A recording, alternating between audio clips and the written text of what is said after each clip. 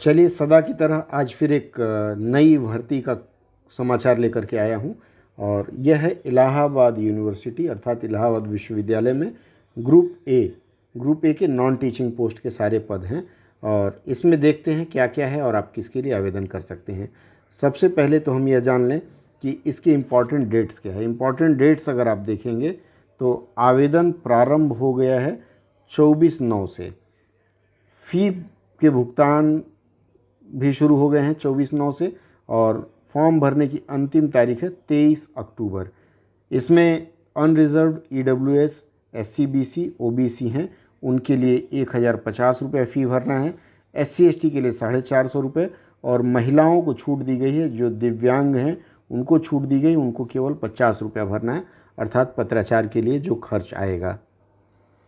अब देखिए सबसे पहला जो पद है वह है असिस्टेंट रजिस्ट्रार का, लेकिन यह है अगेंस्ट लीव वैकेंसी अर्थात हो सकता है छुट्टी से साहब वापस आ जाएं तो आपको घर वापस आ जाना पड़े। दूसरी भर्ती है director college development council on deputation. Deputation वाले जो पद हैं उसमें जो लोग सरकारी नौकरी में हैं वो कुछ सालों के लिए अपना विभाग छोड़ करके यहाँ आ सकते हैं। ये लेवल 14 का है। अगर आप डेपुटेशन में जाने के इच्छुक हैं तो आप आ सकते हैं। इसके बाद आता है electronic shop engineering. Electronic shop engineering का ये रेगुलर भर्ती है लेवल 10 में। उसके बाद है एग्जीक्यूटिव इंजीनियर, यह भी डेपुटेशन का पद है, जो लोग पहले से नौकरी में हैं यह उनके लिए है। और फिर आता है हिंदी ऑफिसर का। हिंदी ऑफिसर लेवल 10 में होता है अर्थात ये डेप्यूटी डायरेक्टर के बराबर होता है और इसका 6400 ग्रेड पे होता है। इंटरनल ऑडिट ऑफिसर है, ये भी डेपुटेशन पे है। तो मैंने बताया डेपुटेशन के जो पद हैं उस पर आप आवेदन अगर करते हैं तो आपको सरकारी नौकरी में कहीं ना कहीं होना होगा। इसमें देखिए मेडिकल ऑफिसर का पद है, पब्लिक रिलेशन ऑफिसर है, साइंटिस्ट भी है, साइंटिफिक ऑफिसर है, सिस्टम एनालिस्ट है, सिस्टम मैनेजर है। और अब आइए देखते हैं इसके लिए पात्रता क्या क्या रखी गई है।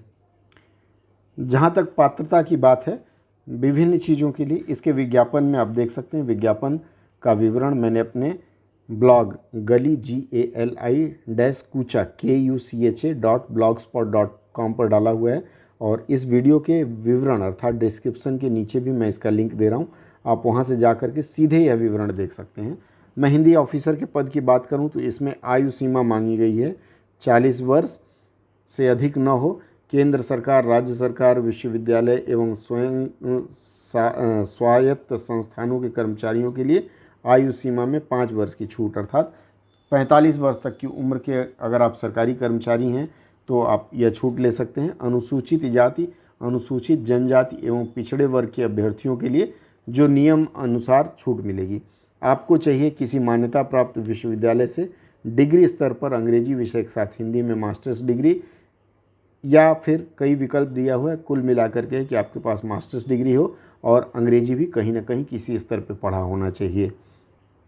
इसके बाद इसमें देखिए और लिखा गया है। और का मतलब यह होता है कि केंद्र सरकार, राज्य सरकार, स्वायत्त निकाय, संवैधानिक विश्वविद्यालय या मान्यता प्राप्त अनुसंधान या शिक्षा संस्थान के तहत अंग्रेजी से हिंदी अनुवाद कार्य 3 वर्ष का अनुभव। मान लीजिए आप अनुवाद कार्य का अनुभव नहीं रखते हैं, आप कहीं शिक्षक हैं, इन्होंने कहा है कि मान्यता प्राप्त संस्थान, देखिए प्राइवेट संस्थान नहीं चलेगा, उसमें 3 वर्ष का शिक्षण का अनुभव होना चाहिए और उसके बाद 10वीं कक्षा तक संविधान की 8वीं अनुसूची में शामिल हिंदी के अलावा अन्य भाषाओं का अध्ययन किया हो।